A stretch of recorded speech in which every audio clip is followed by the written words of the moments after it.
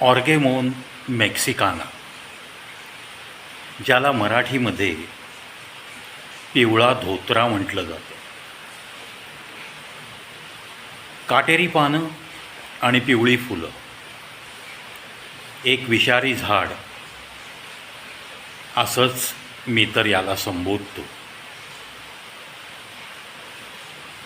या पिवळ्या धोत्र्याच्या बियाचं तेल कुठेतरी घरात वापरात येणाऱ्या मोहरीच्या तेलात मिसळलं आणि परिणाम एपिडेमिक ड्रॉप्सी या आजारामुळं एकाच कुटुंबातील 6 लोकांचा मृत्यू. आता ही जी पिवळा धोत्रा वनस्पती आहे, ही झारखंडच्या पलामू जिल्ह्यात सिक्का या गावी जनावरांचं जे खूर असतं त्याच्यात जे किडे पडतात त्याच्यासाठी ही पिवळ्या धतुराची बियापासून तयार केलेल्या तेलाची एखादी बाटली जनावरं पाळणाऱ्यांच्या घरात असते. मोहरीच्या 200 थेंब तेलामध्ये 2 थेंब जरी या ऑर्गेमोन मेक्सिकाना पिवळ्या धतुरा या वनस्पतीच्या बियांच्या तेलाचे पडले तरीसुद्धा माणसं दगावू शकतात. या सिक्का या गावात, पलामू जिल्हा झारखंड राज्य, सिक्का हे गाव,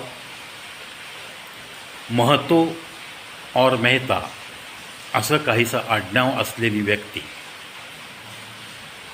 त्या कुटुंबातील एक व्यक्ती बेंगलोर इथं नोकरीच्या निमित्ताने गेली आहे आणि अचानक घरातले 2 मृत्यू झाले असं त्याला कळल्यावर धावत आला. पण त्याच्या डोळ्यादेखत एक एक करून त्याची पत्नी, त्याची बहीण, त्याची आई, त्याचे वडील आणि त्याचा मुलगा अशा 5-6 जणांचे मृत्यू 1 ते 1.25 महिन्याच्या आत त्याला पाहावे लागले. एपिडेमिक ड्रॉप्सी या रोगावर काहीही इलाज नाही, फक्त त्याची लक्षणं थोडीशी आपल्याला कमी कशी करता येतील याच्यासाठी डॉक्टर प्रयत्नशील असतात.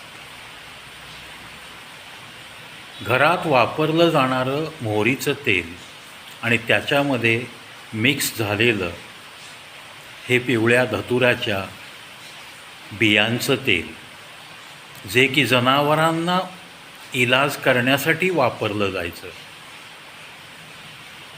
ते या मोहरीच्या तेलात मिसळल्यानंतर इतकं भयंकर विष तयार होतं की मग माणसांना मळमळणे, उलटी होणे, शौचावाटे रक्त पडणे, पायावर सूज येणे अशी काही लक्षणं दिसू लागतात. आता या पलामू जिल्ह्याच्या सरकारी दवाखान्यात या कुटुंबातील 1-1, 2-2 व्यक्ती जशा जशा ॲडमिट होतील तसं तसं या आजाराचं निदान होत गेलं, एपिडेमिक ड्रॉप्सी. आणि मग त्या गल्लीतल्या, त्या मोहल्ल्यातल्या, त्या सिक्का या गावातील जवळपास 700 ते 800 लोकांचे रक्ताचे नमुने घेण्यात आले. या गावामध्ये अशी काही लागण झाली का? वास्तविक पाहता एपिडेमिक ड्रॉप्सी हा आजार संसर्गजन्य बिलकुल नाही. त्या कुटुंबातला थोडासा हा निष्काळजीपणा त्यांना नडलेला आहे.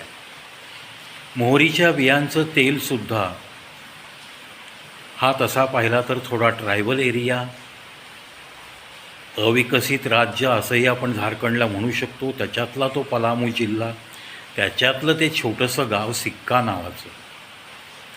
मोहरीचं तेल काढत असताना त्याच्यामध्ये पिवळ्या धोत्र्याच्या बिया, ज्या मोहरीपेक्षा आकाराने मोठ्या असूनसुद्धा त्या बियांमध्ये त्या बिया मिक्स झाल्या, हे लक्षात कसं आलं नाही हा मोठा गहन प्रश्न पूर्ण सिक्का गावच्या मेडिकल टीमला पडला आहे.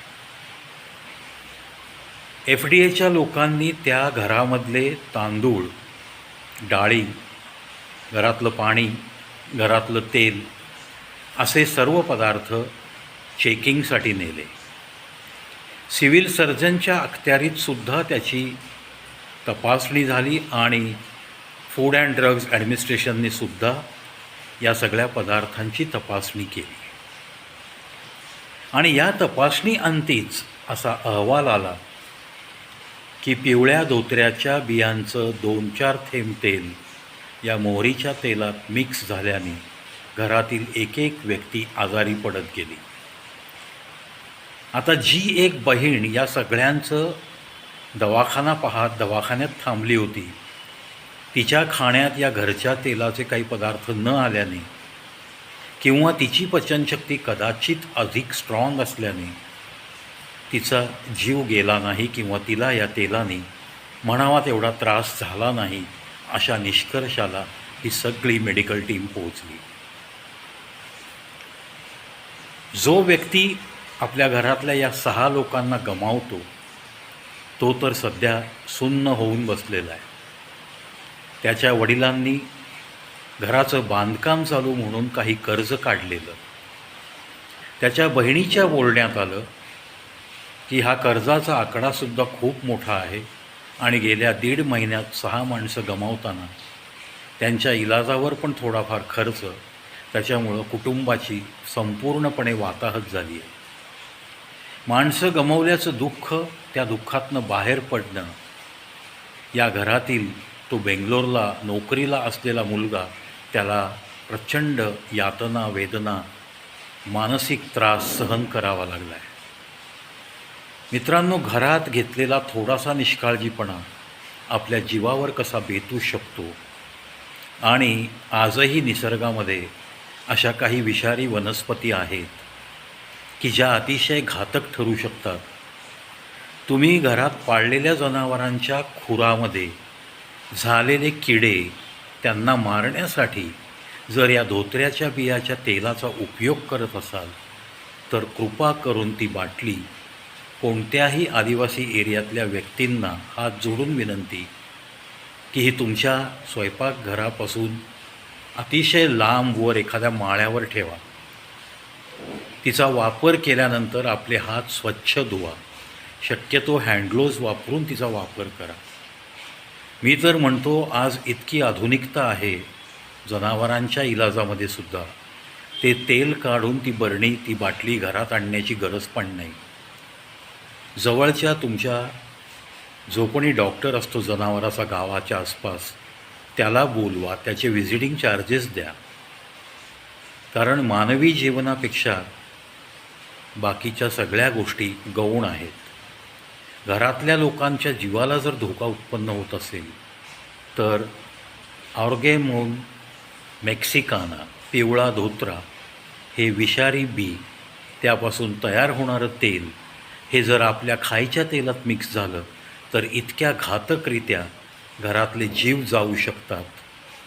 त्यामुळं या वनस्पतीपासून सावध राहण्यासाठी आदिवासी पाड्यांमध्ये ज्या लोकांकडे शिक्षणाची कमतरता आहे अशा लोकांपर्यंत हा व्हिडिओ पाहून समजावून सांगण्याची, सामाजिक जागृतीची एक गरज नक्की निर्माण झाली आहे. ज्या सुज्ञ व्यक्तींपर्यंत हा व्हिडिओ पोहोचेल त्यांनी आपल्या अवतीभोवती अशिक्षित लोकांना, आपल्या खेडेगावात जर अशा काही वनस्पती असतील तर त्याच्यापासून दूर राहण्यासाठी सावध करणे, शक्यतो अशा बियांचा वापर न करणे, शक्यतो अशी प्लॅन्ट्स नष्ट करून टाकणे, असे इलाज करून समाजहिताच्या गोष्टी नक्की कराव्यात.